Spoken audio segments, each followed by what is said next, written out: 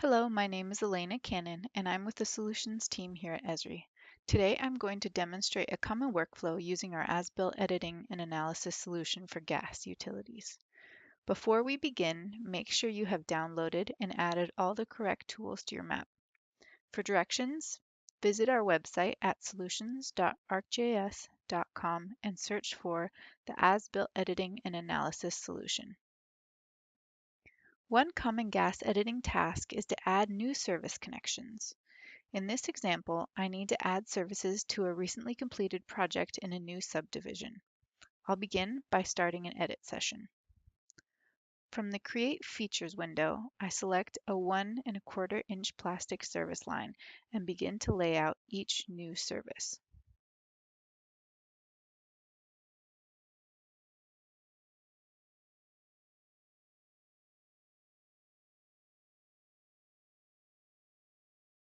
Next, I need to add meters to the end of each service.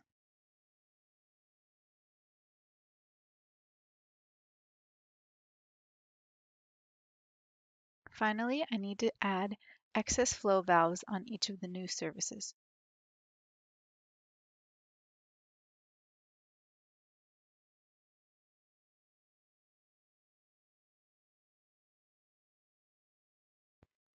In addition to manually adding the features of the service connection, the gas utility editing toolbar includes tools that can help automate the creation of a service. I can use the Add Meter setting and Service tool in the Construction Tools window to create a service, excess flow valve, and service connection.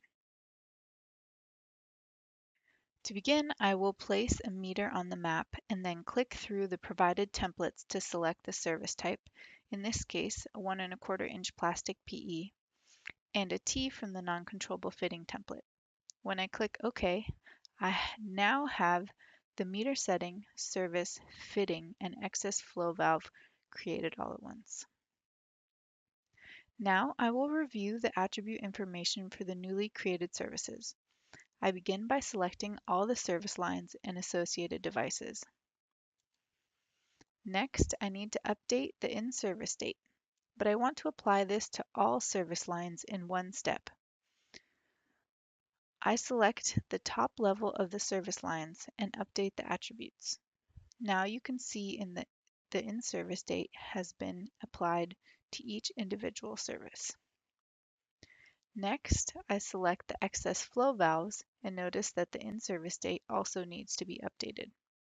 I can use the Attribute Assistant toolbar to rerun the Attribute Assistant rules on the selected features. Using this tool, I can update the in-service date for all selected features based on the service line they are attached to. This ensures that before I stop editing, all the rules have been run and applied based on the recent edits to the gas network. Finally, you will notice that the location description on the excess flow valve is auto-populated. This is another configured rule of Attribute Assistant that pulls the location of the excess flow valve based on where it's positioned on the service line. This rule is set to run anytime the geometry of a feature is updated. As I move the excess flow valve, the location description is automatically updated.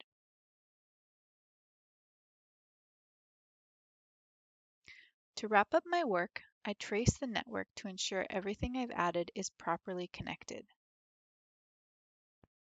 To summarize, to add new gas services, I use the feature template to auto-populate attributes prior to adding the features to the map. I also used Attribute Assistant rules to update attributes based on what feature they were attached to.